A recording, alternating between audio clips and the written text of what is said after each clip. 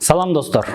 Бул ирет сиздер менен бала тарбиясына арналган видеолордун сериясын улантабыз.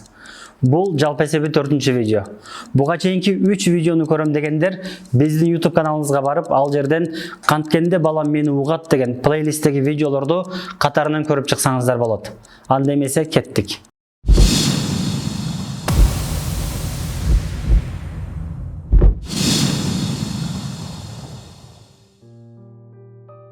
Бул сабак практика түрүндө болот.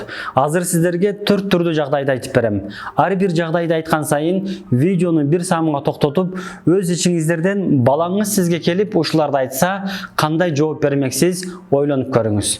Биринчи жагдай. Эгерде балаңыз сизге "Мага жаңы төрөлгөн иним жакпайт" десе, эмне демексиз? Жаш кезинде улуу баланын кичүүсүн кызганган учуру. Мындай учурда көпчүлүк ата-энелер бул сөзгө "Бул эмне деген кылык? Бала кантип өз бир тууган инисин жаман көрсүн" деп жооп берсе керек. Экинчи жагдай.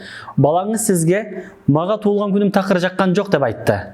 Чындыгында сиз балаңызга жагымдуу маанай тартуулаш үчүн аябай аракет кылгансыз. Бирок муну балаңыз түшүнгөн жок. Албетте, жаныбыз кашайган биз ата-энелер ушул сага кылган акыркы туулган күнүм болсун, сага деп ошончо аракет кылса деп жинденебиз. Үчүнчү жагдай. Албетте, Кудай жүзүн ары кылсын, бирок балабыздын кулагы жакшы укпаса жана биз ага кымбат баалуу угуу аппараты алып берсек, бирок балабыз бизге "Мен кулагыма таккан аппаратымды мындан ары такыр такпайм, кулагым ооруп кетип жатат" десе, эмне дейбиз?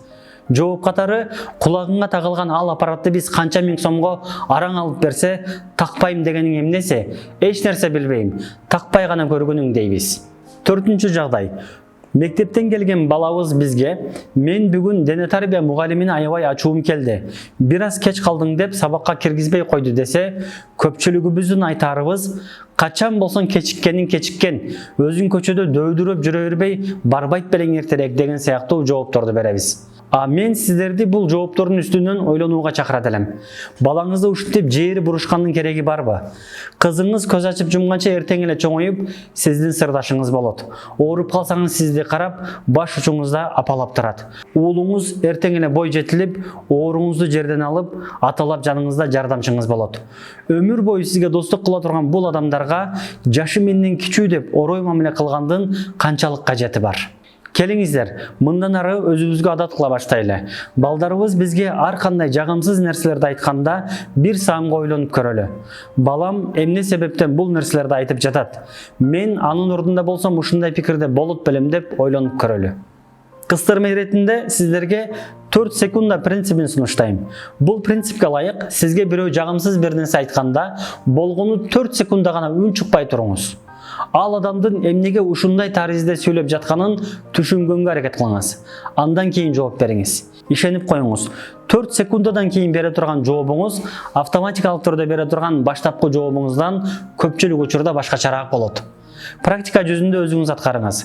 Кызыктуу жыйынтыктар болсо, видеонун астында пикир иретинде жазсаңыз кубанычта болобуз. Ары түйшүктүү, ары жоопкерчиликтүү болгон бала тарбиясында жараткан сизге жар болсун. Видеону башкалар менен бөлүшкөндү унутпаңыздар. Кийинки видеолордон көрүшкөнчө Аллага аманат болуңуздар.